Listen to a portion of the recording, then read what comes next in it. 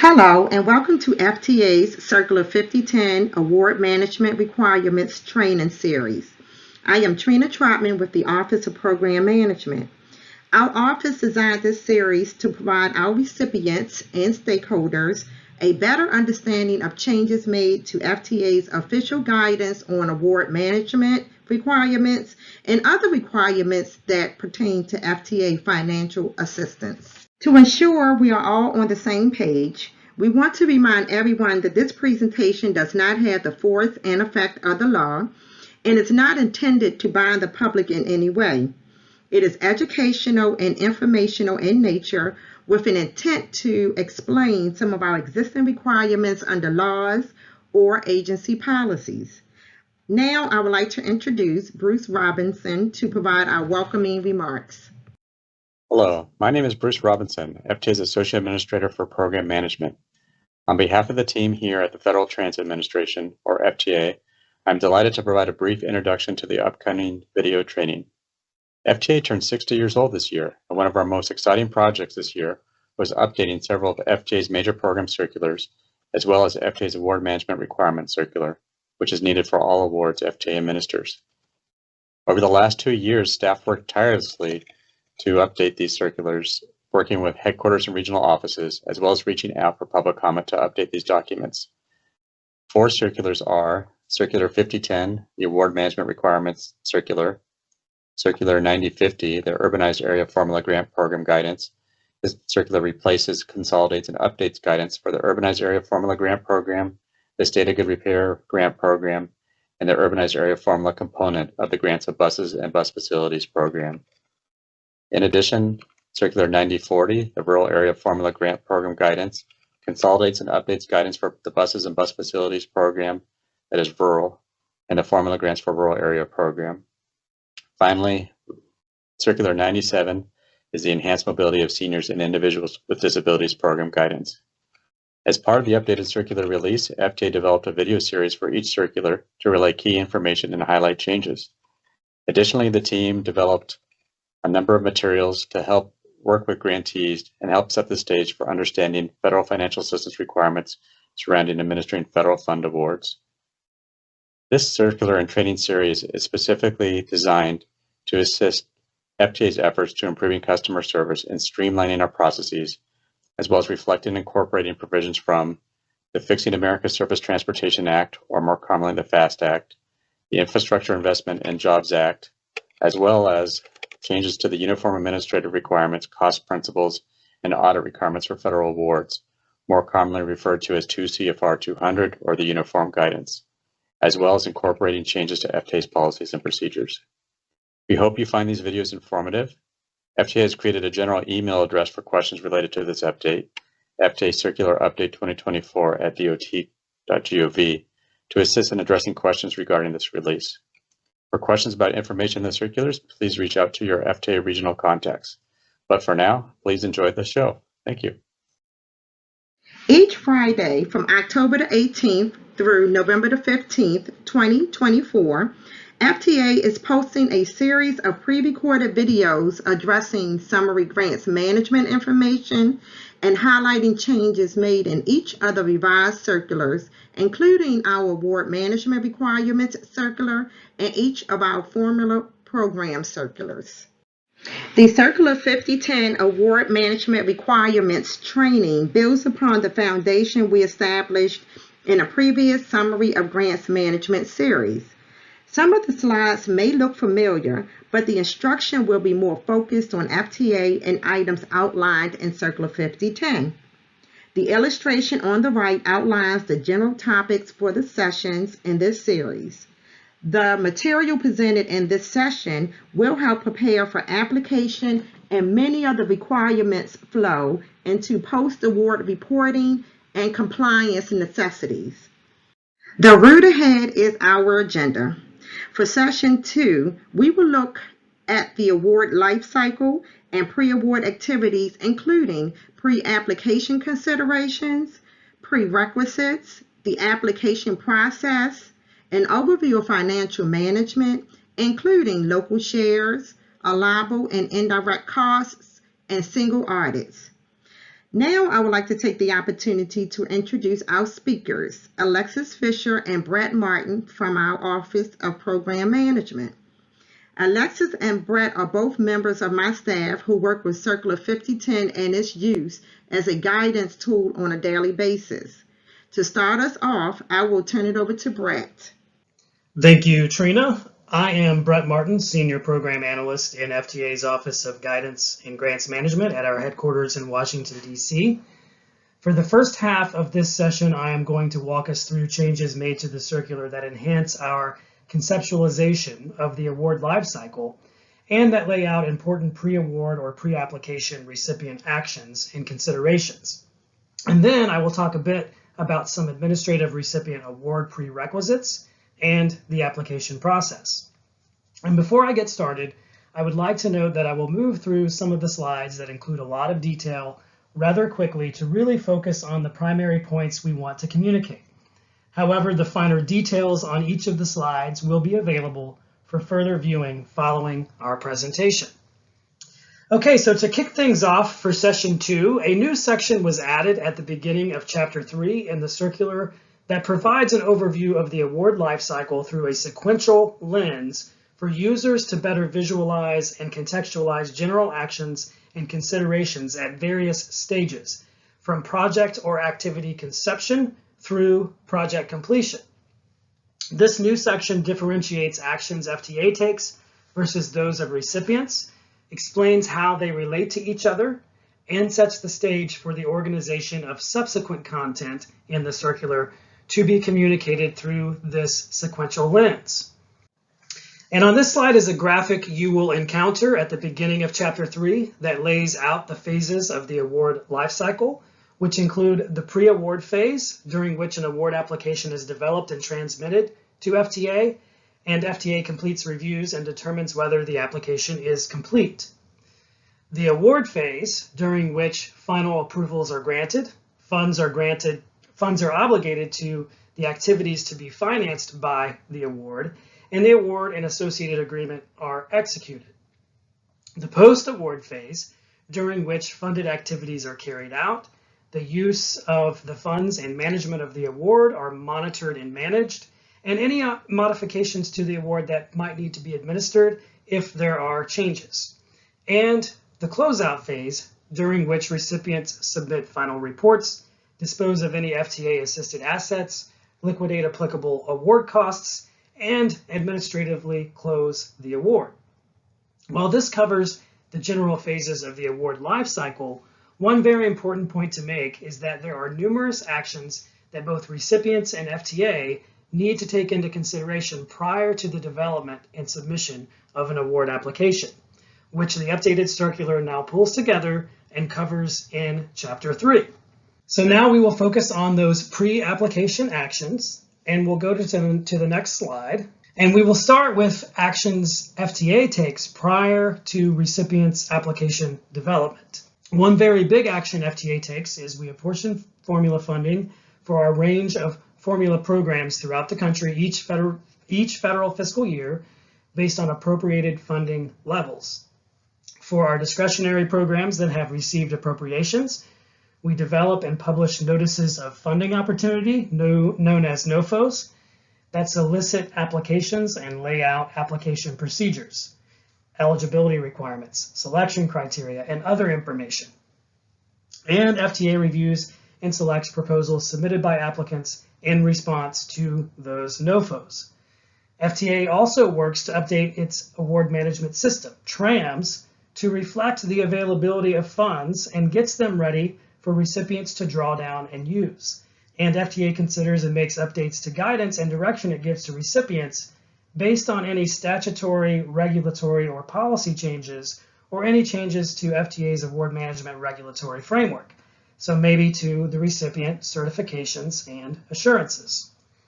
Okay, so now we will take a look at pre-application recipient actions. And the way I've broken this down is through a sequential framework of various actions to be considered and possibly taken by recipients at 3 different stages. These include actions to be considered prior to submission of a grant application, for FTA to fund a project or activity, such as metropolitan and/or statewide planning processes and associated requirements, and pre-award project planning and environmental review.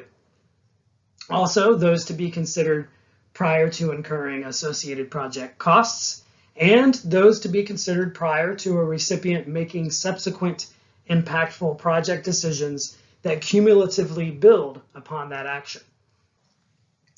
All right, so we'll focus more closely on each of these in the coming slides, and we'll start with the metropolitan and statewide planning process and associated requirements, which really should be carried out and run their course well in advance of submission of a grant application for a project. For recipients to access most FTA funding opportunities, FTA-assisted projects and activities must be a product of these processes as reflected in federally required transportation plans and improvement programs, such as a Metropolitan Transportation Plan and Transportation Improvement Program, or statewide Transportation Improvement Program, so MTP, TIP, and STIP. The conception and prioritization of projects to be assisted by FTA should be driven by a performance-based approach, and project selection and formula funding allocations to recipients should be determined by the state or by a designated recipient in cooperation with the MPO as applicable. While a designated recipient generally does not make such decisions for discretionary awards, projects selected to receive discretionary funding still must be a product of the same planning framework and must be accepted for programming by the MPO and/or state, depending on the location of the project. Okay, moving on to pre-award project level planning and environmental review. One very important point to note before getting into these is that these actions are very dependent on the scale and nature of a proposed project or activity, and either will not apply to a lot of minor routine projects or activities, or their level of effort may be very minimal. But the larger and more impactful a project, the more they will come into play. One very big potential action or consideration to note at this stage of pre-application due diligence is compliance with National Environmental Policy Act, or NEPA, requirements, which include completion of environmental analyses and corresponding documentation for proposed FTA-funded actions, as well as the incorporation of measures necessary to mitigate adverse impacts that would result from those actions. If such mitigation measures result from the environmental review process, they become a condition of applicable awards that fund those actions. But such measures may be eligible for FTA assistance if they meet established criteria. Another pre-award project level consideration is civil rights compliance. For example, what impact may a project have on individuals with disabilities or those protected from discrimination by Title VI? Necessary civil rights compliance planning may be applicable at the entire system level or project level for a recipient, depending on what the recipient is proposing to do with FTA funds. For major capital projects, which are larger and/or higher risk projects that require targeted oversight, recipients will need to prepare a project management plan before submission of an associated grant application that includes a strategy to control the project's scope, budget, schedule, and quality. It may also be in a recipient's best interest for projects that require utility relocation and corresponding agreements, and planning for any concurrent non-project activities to be worked out before award submission. Concurrent non-project activities are better improvements to a project covered by an award that are considered enhancements or upgrades to a level beyond the base function or purpose of the award. Okay, so moving along here to project level planning actions prior to incurring associated project costs. A big one is a recipient's consideration of using pre-award authority for a project or activity. Pre-award authority allows recipients to incur certain project costs before an award is approved to subsidize the project and retain reimbursement or credit eligibility after award approval. In order to pull off this arrangement, recipients are responsible for compliance with any conditions that would otherwise apply to the project, as well as the risk and recipients' actions may not prejudice the ability for FTA to participate in the project. Information was added in the circular to clarify announcement and notification mechanisms that communicate FTA's policy for pre-award authority. The circular speaks to announcements and/or notifications for automatic pre-award authority, which is a sort of blanket or umbrella authority to incur costs for a range of many types of projects or activities under certain conditions, and later claim those costs for reimbursement or credit under an award. Automatic pre-award authority for formula programs is outlined annually in FTA's annual apportionment notice. Automatic pre-award authority with any corresponding conditions for projects to be supported by competitive program funds, if granted, is announced in the applicable notice of funding opportunity or when projects are selected. If activities or programs are not covered by automatic pre-award authority through these announcement mechanisms, it must be approved on a project-specific and case-by-case basis through a letter of no prejudice. All right, so let's talk a bit more about automatic pre-award authority for formula programs, such as, for example, Section 5307 or 5311. As mentioned, the notification mechanism for these is FTA's annual apportionment notice published in the Federal Register, and the extent to which costs may be incurred in advance of an award is heavily dependent on the type of activity a recipient is proposing to carry out that would be covered under that award to be executed later. For operating assistance and planning activities, pre-award costs may be incurred irrespective of the period of time covered by a federal funding authorization. For capital projects that meet the criteria for a C-list categorical exclusion NEPA class of action, pre-award costs may be incurred through the full period of a federal funding authorization. And for capital projects that require a higher level environmental review or NEPA class of action than a C-list categorical exclusion, costs may be incurred through the full period of a federal funding authorization if and when the environmental review or NEPA process is completed. And for automatic pre-award authority for projects covered by discretionary programs, such as the buses and bus facilities competitive program, as mentioned, the notification mechanism for these programs is the notice of funding opportunity, or it could also be with the announcement of project funding selections. While the extent to which costs may be incurred in advance of an award is dependent on the type of activity a recipient is proposing to carry out when using formula funds, and NOFOs could mirror the same conditions. For discretionary programs, it really comes down to whether and how it is specified in the applicable notice of funding opportunity or with the announcement of project funding selections. Regardless of this, if the notice of funding opportunity or funding selections announcement authorizes pre-award authority for a project, the same environmental review or NEPA class of action conditions apply. Okay, so moving along to letters of no prejudice. This is a mechanism to allow and approve pre-award authority for capital projects or activities to use future funding allocations that are not covered by automatic pre-award authority.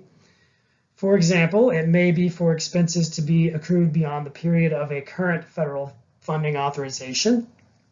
This mechanism could be used for future use of formula funds or discretionary funds if permitted or specified in the applicable discretionary program's notice of funding opportunity.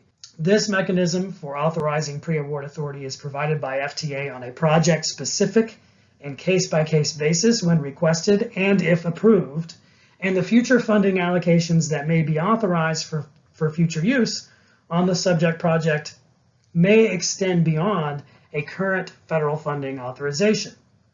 However, the extent to which it can will be specified in the letter of no prejudice.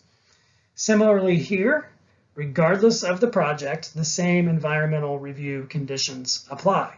All right, moving along to another project level planning consideration prior to incurring associated project costs. If recipients plan to use their own labor force to deliver a capital project, such as the recipient's own labor force doing design or construction for a project, the recipient will need to have a force account. And it may require the recipient to provide a justification for using its own labor force, and to do some force account planning. It is important to note here that this does not include or involve award or project administration activities and associated expenses that recipients would otherwise normally carry out for a project. This is if the recipient's labor force is actually designing and building or improving things. The circular sets a cost threshold of $1 million of proposed force account work that dictates whether recipients are required to provide a justification for the use of their own labor and to develop and maintain a force account plan. For force account work of $10 million or more, force account plans must receive approval by FTA prior to executing an award. The use of a recipient's labor force to carry out the work must be justified under at least one of 4 criteria, which include cost savings, exclusive expertise, safety and efficiency of operations, or a union agreement. Regarding the guidance on force accounts in the circular, the information was restructured a bit and additional explanation was included on FTA's approval of force account plans. Okay, and moving along to our last category of pre-application recipient actions and considerations, there are some actions recipients may need to carry out prior to making impactful project decisions that cumulatively build upon that action, particularly for higher cost and or higher risk projects. One such action is value engineering, which is an exercise intended to optimize the value of each dollar spent on a capital project with the input of a team of professionals. The objective of value engineering is to satisfy the required functions of items or systems integrated into the project at the lowest total cost over the life of the project, consistent with performance, reliability, maintainability, safety, and aesthetic requirements. Value engineering is required for FTA-assisted major capital projects, which again are those larger and or higher risk projects that require targeted oversight. It is also encouraged for projects that may not be deemed a major capital project, but that is in a manner that is commensurate with the project's scale. Value engineering may be performed after some project development and preliminary design activities and associated costs have been incurred, but really needs to happen before major decisions are incorporated into a project's design. Constructability and design peer reviews for capital projects are also encouraged at various stages throughout a project's development and design, when a second opinion based on prior experience may be useful to decision makers. On a case-by-case basis, FTA may also elect to require such a review. Crime prevention and security reviews are also encouraged. All right, so that wraps up our summary of recipient pre-application actions and considerations. But beyond these actions, there are some basic administrative recipient award prerequisites that the updated circular covers and must be satisfied that are not related to the projects or activities a recipient is proposing to carry out. This is really focused on ensuring the necessary administrative infrastructure is in place for recipients to access funds, and I will go through these rather quickly. The first set of prerequisites to note for this is systems access requirements, which include access to grants.gov for recipients that would like to apply for FTA discretionary or competitive opportunities, the Federal System for Award Management, SAM, for any federal financial assistance, and TRAMS for recipients to apply for and execute any FTA award. Another set of prerequisites covered in the circular is embodied in FTA's certifications and assurances, which is the recipient's annual certification that it is in compliance with certain federal transit laws, regulations, and other requirements. The updates to the circular reorganized guidance on this to speak to general recipient capacities, such as their legal, technical, and financial capacity, standard assurances, which is recipients' pre-award certification of compliance with a range of potentially applicable statutes and government-wide regulations, certification procedures, and what constitutes a legally sufficient execution of the certifications and assurances. The updated circular includes a new Appendix A, which lays out required prerequisite documentation addressing recipients' legal capacity. This documentation is focused on what is needed for entities to be established as direct recipients of FTA funds, which includes such things as an opinion of counsel, demonstrating an entity is legally empowered to carry out FTA-funded activities, and authorizing a resolution from an entity's governing body, legally committing the entity to terms of any awards, and a delegation of signature authority that identifies positions or individuals with the authority to officially execute actions on behalf of the recipient entity. Appendix A also lays out required documentation that establishes the legal capacity of first-time designated recipients or designated recipient changes. Okay, we've addressed pre-application recipient actions and considerations and administrative award prerequisites. So sticking to our sequential award lifecycle framework, the next set of actions and considerations concern the actual application process, which falls into our pre-award and award phases of the award lifecycle. Because this was covered pretty heavily in the Summary of Grants Management training series, I will only very broadly touch on some general points related to the application process and primarily focus on related circular changes. And of course, we've already established that the application process is carried out in TRAMS, which allows complete electronic application submission, review, approval, and management of all awards through various role-based workflows and serves as FTA's system of record as it relates to awards. Specific application instructions are provided in FTA's TRAMS user guide, and the circular details the minimum components that go into an application.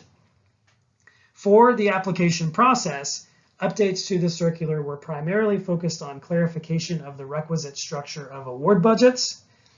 More emphasis was included for recipients to establish reasonable period of performance end dates for scopes of work, the use of an activity line item tree to build award budgets at a scope code level, and based on scope code selected, that presupposed minimum milestones and required reporting elements are built into the TRAMS application process. The updated circular also includes a new Appendix B, which includes a lot of additional guidance on award development and includes such elements as necessary documentation of many of the pre-application recipient actions I covered earlier, general elements of the application that must be completed and submitted, and the development and structure of award budgets. Appendix B also includes a rather comprehensive application checklist presented in the form of questions to applicants that address various components of an application. The checklist is intended to help users account for the breadth of information that needs to be considered and potentially included in an application. And to put the TRAMS application and award execution process into a workflow within the pre-award and award phases, we can delineate tasks by recipient actions versus FTA actions. Recipients create their own applications, include the necessary project information, and transmit to FTA for initial concurrence. At this stage, if there is a need for additional information to support the application, FTA will kick it back to the recipient, requesting that before resubmission. If not, FTA will kick it back to the recipient for submission of a final application for FTA to provide final concurrence and obligate available funds to projects or activities covered by the application. And then the award is executed. Okay, so that wraps up my portion of this session, and I will now turn it over to Alexis Fisher, also in our Office of Guidance and Grants Management, to cover circular updates regarding financial management, which is covered in Chapter 6. Thank you, Brett. Let's try to keep this financial stuff a little interesting. And I'm sure it is for everyone. But you might also be thinking to yourself, why are we dipping our toes into financial management? Like we barely got the application into FTA. And the reason is because a grant award or a cooperative agreement award is a financial relationship between FTA as the grantor and the recipient organization who gets funds to implement the program, to complete the goals of the financial assistance program, to complete the goals and objectives of individual awards. So it really is a financial component of awards that keeps us all moving. Without that, there would be no grant. That's the item of value, as we mentioned in the previous training. Chapter 6 is organized to help provide a basis or a grounding framework for many different financial requirements. Let's look first at internal controls. Internal controls are the recipient's practices, systems, and infrastructure that are used to successfully manage and account for financial resources and activities. What this really means is that a recipient organization has its own system, whether it be a financial system or a working system or a checks and balances system, to take in funds, whether they be federal funds or their general funds for their operation of businesses, use them, allocate them, spend them, administer them in accord with generally accepted accounting principles, as well as many other federal requirements if they're getting financial assistance. And then take those funds, do all the right stuff, and provide services that are covered in a federal financial assistance award. Circular 5010 reiterates much of the prior information regarding financial plan, but there are some updates to local match, allowable costs, and indirect costs. In this version of 5010, additional information regarding local match is highlighted and stressed to ensure that recipients have a better understanding of their financial contributions to award activities. Additionally, further clarification and updates were made to address allowable costs, which are those costs that may be included in an FTA award budget, as well as indirect costs, which are those that are costs that are incurred across multiple cost objectives. Additional information and direction was provided in the circular update regarding program income. Program income are funds that recipients earn as a direct result of their federal assistance award. Updated information was also included for payment procedures and the single audit. It is important to point out that one of the core principles of financial management is that an item of cost cannot be counted in two or more financial resources or towards two different expenditures, regardless of the source of funds. So let's take a couple of minutes to look a little bit deeper into local share. Recipient local share is the hard cash funds or in-kind contributions that a recipient provides to support the federal award. Local share may be mandated or voluntary. Please note that if there is a mandatory match, any amount or items contributing beyond that minimal match requirement are automatically tied to the award until its conclusion. For example, if an FTA award had a total amount of funding of $100,000 and was required under statute or law to have an 80-20 split for local and federal shares, FTA would then provide $80,000 in hard cash, and the recipient would be required to contribute $20,000 in either hard cash, in-kind contributions, or credits. Any items that the recipient contributes beyond the $20,000 would automatically be tied to the award and could not be used in other awards, even if these awards take place at the same time or location. Customary sources of local share may include cash from non-governmental resources, fare box revenue from transit operations, such as advertising and concessions, assets from other federal sources if authorized for use under a specific project or award or financial assistance type, service agreement fees from social services organizations, and undistributed cash surpluses or replacement or depreciation of cash funds, reserves of available in cash or new capital. In addition to these traditional sources of local share, there are also alternative local share sources, which is a new section in the circular. Alternative local share sources include revenue bond proceeds, These are allowable with prior FTA approval and a finding of consistent future investment in transit, program income that is generated by an activity supported under a previous award, credits, whether they be toll development credits or TDCs, currently called transportation development credits, or van pool credits, in-kind contributions, whether they be real estate, real property, in-kind service contracts, individual salaries, or intercity bus feeder service. That's not the limit of what can count as a in-kind contribution. Also, there are sometimes specific and limited use of other federal funds. And these are dependent upon eligibility and the related federal program. And one example that you might want to take a peek at is the CCAM Federal Fund Braiding Guide that helps understand how certain projects can use various federal funding sources. FTA has van pool credits and TDCs that may be used as local match. These are actually phantom or soft matches. What that means is that there is no hard cash that is required to be contributed. Recipients instead use their credits toward meeting the match amount. In-kind contributions of real property, and really for that matter, any sort of in-kind contribution, must meet the basic allowability requirements. But let's point out a few things that are unique and specific to real property and real estate. Any real property included to meet local match must be owned and donated by the recipient or by a third party. The real property must also be necessary to complete the award's scope of work. All NEPA, Uniform Act, and otherwise applicable requirements remain in effect. The value of the in-kind real property contribution is its real and current market value as independently appraised.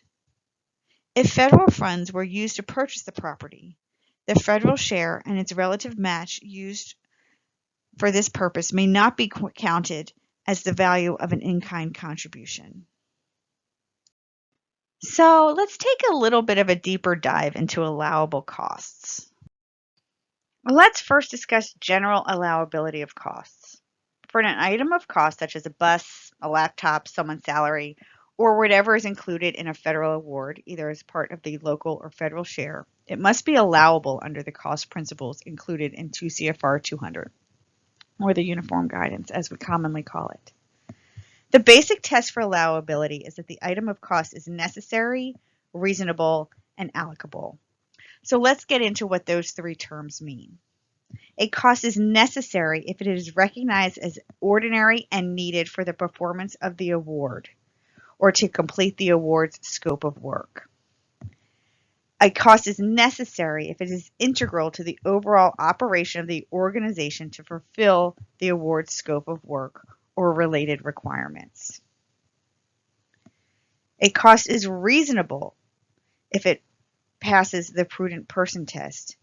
It is reasonable if the organization exercises prudence in regard to the reasonable requirements of the organization. And what that really means is that if a cost is reasonable, if it is prudent, is that a prudent person would consider this in a similar circumstances, so this item of cost, to be reasonable. Like it makes sense. It makes sense that this is integral to the completion of the award. In terms of the organization exercising prudence, it means that this conforms to whatever local requirements they have, their standard business processes, as well as it makes sense for them to procure something or to do something. It's not an excessive cost. It's not something that goes outside their typical norms of business. A cost is prudent or reasonable if it constitutes sound business practice and conforms to the restraints and requirements of any federal, state, or local laws and regulations, as well as conforms to the conditions of the award. A cost is reasonable if it does not significantly deviate from the organization's established practices. To be allocable, a cost must be in accord with the relative benefits received. To be allocable, costs must be associated with a particular award or cost objectives. This means that items of cost may not be shifted to other federal awards to overcome funding deficiencies or to avoid restrictions by law or the terms of the award. In situations where something would need to be removed from an award to support something else, FTA and the recipient would need to deobligate and reobligate these items. So this would require some sort of award amendment. So officially, those items of cost were removed from one scope of work and included in a different scope of work. A cost is allocable if it is treated consistently with other costs incurred for the same purposes in like circumstances. A cost is allocable if it is incurred specifically for the award, a direct relationship to the award, or if it benefits multiple awards, there is a reasonably distributed proportion for the benefits received. So this last piece is kind of where we get into like shared costs and distribution costs. So this has to be a reasonable distribution. And if it gets too much and too hard to reasonably distribute, that's when we have to think about our next topic, which is going to be indirect costs. Additionally, 2 CFR 200 outlines some allowability standards. So under the uniform guidance, which is what most of our federal awards at FTA are governed by, there's a set of cost principles in 2 CFR Part 200, Subpart E. This is entitled Cost Principles and General Provisions, but specifically under Parts 200.420, so 420 through 475, there are specific items of cost. So there's about 50 different items of cost that you can look up and look to for specific direction and guidance and requirements regarding those items. So when we say guidance and requirements, some items do require prior approval, some are only allowable in specific conditions, others are strictly prohibited. So examples, strictly prohibited would be alcohol. So there's a sign there that says it's absolutely prohibited. Something that would be conditionally allowable is food. If you look it up, nowhere in there does it say specifically food. So you might have to look around, and that's where it gets a little funky with these 50 or so provisions. So if there's something that's included in there and it's not easily like a line-to-line direction like alcohol is, you have to look where something's related. So it might take a little bit more investigation. And that's okay. When you get to that provision, read through it. There might be a word or something in there that gives you a better indication that this is the item of cost that you're looking for. So for food, we actually look under entertainment. And under entertainment, that is a conditionally allowable cost. So food would be allowable under a federal award if there were award conditions that made it that way. So we do know that the government provides food subsidies. We also know that there's government programs that use food as an incentive. So if you really needed to get people to come out to do something and it's culturally appropriate, it's needed because of the time of day, all these other sorts of conditions that would make food conditionally allowable. And then there's things that just are blanketly allowable. So anything related to an audit cost is an allowable cost, and so forth. So a tip when you're looking up at the cost principles, read the entire section and then look for related items of cost to make sure you're covered all around. Okay, so now that we got that general allowability cost, what is allowable under an FTA award? So under an FTA award, we really need to start looking at the specific federal assistance programs. So look to the program circulars, look to the NOFO, look to FAQs on FTA's and DOT's websites to kind of outline how these things would be allowable. There are additional flexibilities and restrictions based on the specific type of federal assistance. So that means just really the theme of the public assistance, federal assistance. And then there's also some direct indication from statute, so from law, of things that are allowable or unallowable under FTA programs. So if we use Tribal Transit Discretionary Program as an example, there's a 10% administrative cap. And this means that only 10% of the financial assistance award may be used to support administrative costs. So in some instances, we look at this and we have to really review the budget to see what those 10% indirect cost could be. There's administrative costs. In some cases, we just cap the indirect cost rate at 10%, and we're like, this is easier. We'll just do it that way if there's a higher indirect cost rate. In other awards, we really have to look at, is this individual staff person an admin position in quotation marks, or is it a true direct position that has an integral function within the award scope of work? So let's move on to the next slide. So far, the majority of our discussion has really been centered around direct costs and what those are. And you can read the definition here, but really think of a direct cost as something you can easily relate to the award. There's a direct relationship, so to speak. What we're going to talk about on the next few slides is indirect costs. And indirect costs are like commonly shared costs that are collected and then redistributed. These really don't have a single cost objective associated with them. And to determine something on a proportional basis, like we talked about before, like figuring out which portion affects which other portion, it's really just going to be too difficult, or the effort to calculate the exact proportion is just not worthy, or takes too much time, or is too cumbersome to really get any sort of achievable results. So like we said, like there's like the direct cost relationship and then this indirect cost relationship. So if we look at individual expenses and cost objectives, we can kind of better see where these two scenarios play out. So on the left-hand side, you see direct costs are allocable to a specific cost objective. And you see cost objective A has 2 expenses, 1 and 2, where B has 3 expenses and 1 is repeated. So in an easily distributable relationship, you could say, fine, it's a 50-50 relationship for expense A, and expense B for expense 1 has an equal distribution through objective A and objective B. But when we look at what the actual expense is in a different scenario for expense 1, we see, oh, part of it is actually focused on A, and part of it's on B, and part of it's on C, and part of it's on D. There's not an easily distributable way of getting to this, how actually each of these objectives impacts expense 1, or how expense 1 impacts the other objective. So this indirect cost, you can clearly see there's a benefit with multiple cost objectives. Now, let's kind of take this amorphous thing that's in the background that we know there's multiple things going on and put it into a little bit more of a practical necessity. So a city's attorney's office provides services to multiple city departments and incurs labor expenses, including labor expenses for the transit department. This office, the city attorney's office expenses, are not directly allocable to a single department or cost objective. So how would the city claim eligible office expenses that are not readily assignable to the transit department?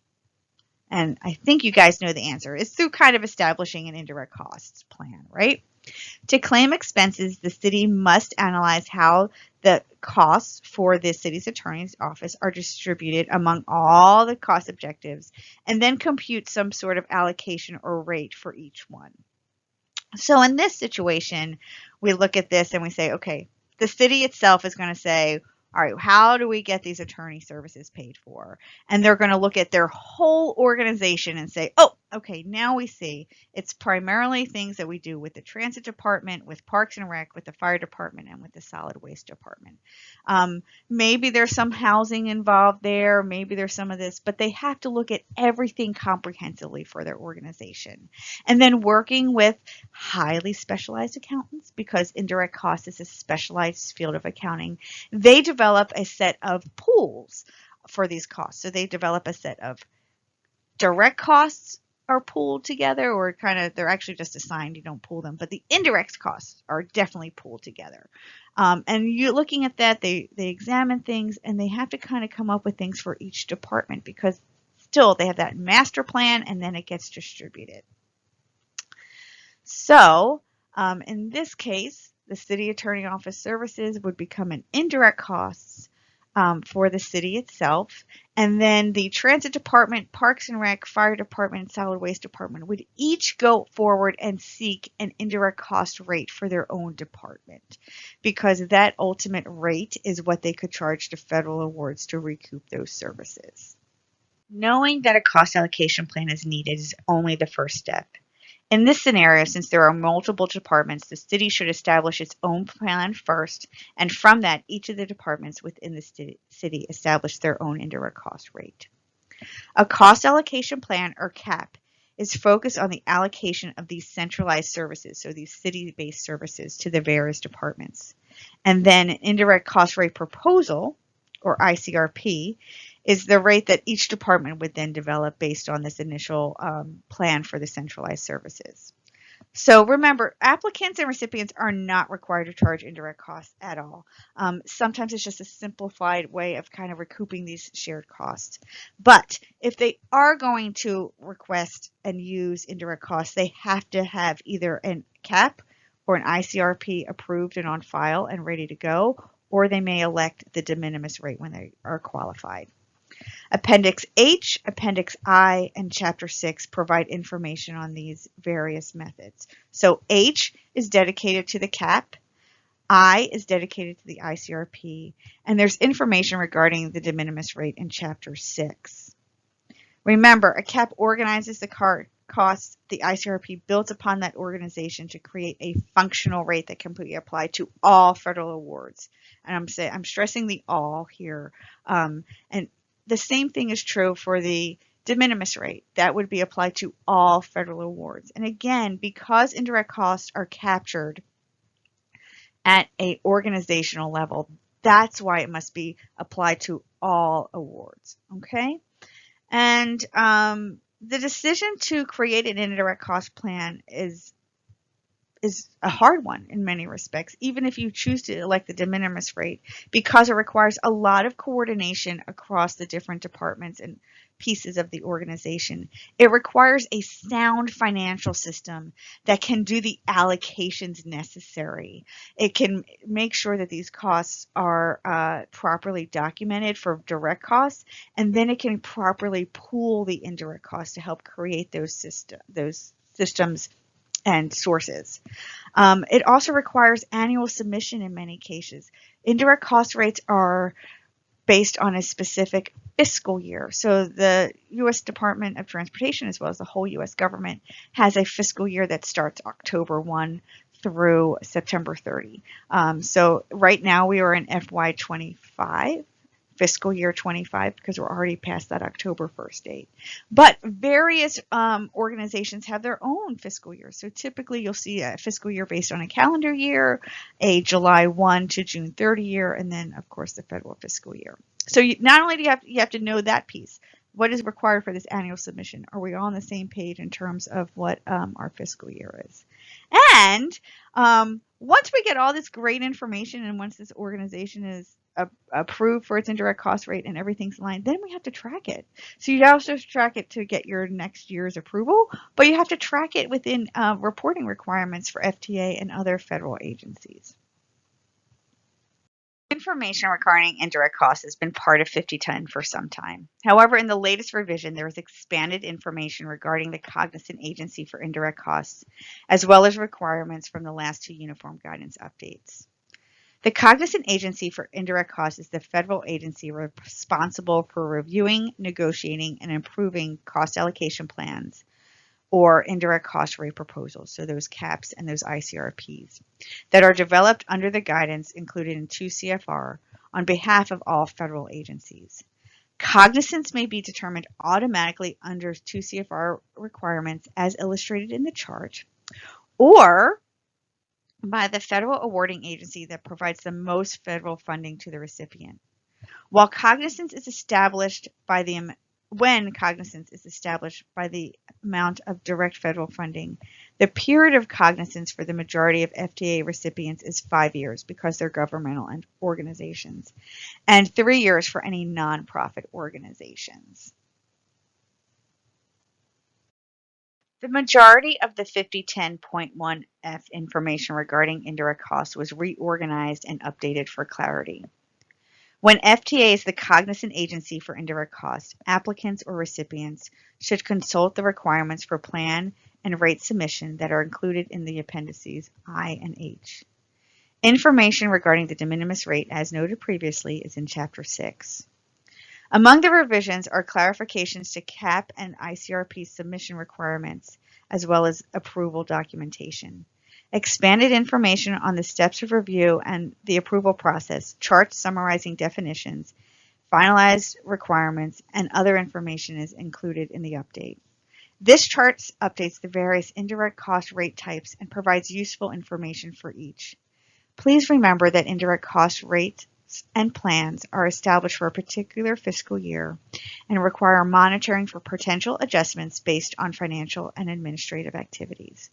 And what this line means is really, since we're continually looking at indirect cost rates annually, we have to make sure that any thresholds remain constant. If there's changes in the amount of funding that an organization receives, that might alter what they can do in terms of indirect costs, whether their eligibility for the de minimis cost rate, or perhaps there's a large influx of funds that makes whatever distribution they have out of tune. So make sure that you're aware of what the resubmission requirements are, not only in your approval documentation from FTA, but also with what the requirements are outlined in the appendices for the various approvals for CAPs and ICRPs. So while we've talked about indirect costs in general, let's take a moment to kind of review a couple things that we definitely know are updated information for this version of 5010. Let's first start with the de minimis rate and changes included. If an applicant or recipient does not have an indirect cost plan or a rate for a specific fiscal year, then they may use the de minimis rate if qualified. The de minimis rate was established in 2015 to permit recipient agencies with some assistance in recouping indirect costs in the absence of an established rate through an indirect cost rate proposal or CAP. However, the de minimis rate has increased from a flat rate of 10% to a rate of up to 15% on MTDCs, or modified total direct costs. So as we noted previously, those MTDCs are the basis upon which the de minimis rate is applied to calculate the amount of indirect costs. MTDCs include salaries, wages, fringe benefits, travel, supplies, services, and a proportion of those subawards. So the amount that can now be included in the base for the de minimis rate calculation has increased from $25,000 to $50,000. So key points, and that's why they're in a little bit of a brownie font there, is that up to 15% is the new de minimis rate. So you would have to document what that new rate is that your organization, and then of course apply it across the board. And then MTDCs increased for subawards from $25,000 to $50,000. Sometimes we get asked if a rate has to be used for a particular fiscal year. And what that usually means is the entity has an established rate with FTA or another organization as their cognizant agency, and they want to shift from that approved rate to the de minimis rate. If there is an agreement in place, and since we have to honor the fiscal year for that agreement, FTA's guidance is that we complete that fiscal year, and then for the next fiscal year, the recipient may elect to use the de minimis rate on their modified total direct costs. In 2015, where sometimes some confusion comes in, to the 2015 requirement was that the recipient received less than $35 million in federal assistance and have never had a rate, but that requirement for never having a rate before has been removed. Also, I'm going to skip down to this last bullet, and another change in 5010 is the clarification regarding FTA's role as the cognizant agency for indirect cost for an organization with multiple departments. So this kind of goes back to that example we used earlier. In this case, FTA would review the central services cap and only review the departments for which FTA provides the largest dollar value for the federal award. Departments and specific indirect cost rates need to be approved by the cognizant agency that those other departments may have. So when we were talking about the legal services for the city, we provided the most funding to that city. We would look at the cap for the city as a whole and then only approve the transit department's rate. The fire and the police and the solid waste would all have to go back to their own federal agency and figure out which of those departments was their cognizant and then get their cognizant agency to approve that rate. So let's kind of bounce back now that we kind of discussed the hard and true facts for indirect costs. Let's go back to that middle bullet. And that really does refer back to our discussion in the beginning about cost as being a direct or indirect cost. You can't double charge for items. Cost may only be allocated as a direct or an indirect item of costs. Costs cannot be counted as both direct and indirect. No double dipping. Across the board, no double dipping. No double dipping for direct or indirect, no double dipping for in-kind, all that good stuff. So we just wanted to include some easier references for you to look at regarding indirect costs. This is not FTA specific. Of course, for that you have to look at 5010's appendices, but this gives some good background as to what some indirect costs are and then how you can apply them. Another area of federal financial management that we're going to address today and requires some review is the single audit. As noted in the summary of grants management session, the single audit is a tool to help monitor federal program activities. It includes both an audit of the organization's financial statements and internal controls, as well as the federal award expenditure for the immediately preceding fiscal year. The single audit threshold has increased from $750,000 to $1 million. The circular includes this new threshold, as well as expanded information on pass-through entity responsibilities to ensure subrecipient audits are conducted and findings are resolved, and that it also houses guidance on including any sort of corrective action planning and audit finding resolution, including provisions for FTA technical advice and counsel. And so here again are some information on the single audit resources. Some of this might be repeated from the summary of grants management if you saw that one, but again, good resources to have on hand. So this concludes our official presentation on the 5010.1F changes and administrative requirements included for pre-award and financial management. This next steps slide really puts the ball in your court. You can continue checking on our video series that are going to be out every Friday through mid-November. If you're looking at it after that point, where you found this one, you'll find the rest. That shared mailbox is currently active, and it goes right into our staff here to answer any questions and concerns regarding the 2 CFR changes that we talked about, as well as those changes that were incorporated into the circulars. And these links at the bottom are all the live links of the currently renewed, updated, and active circulars. As part of our ongoing efforts and commitment to serving the public, FTA is committed to improving America's communities through public transportation. We share a vision of fostering a better quality of life for all, built on public transportation excellence, through a commitment to service, integrity, innovation, sustainability, and equity. Thank you again for watching. We hope you will view the other videos related to the release of the 2024 circulars.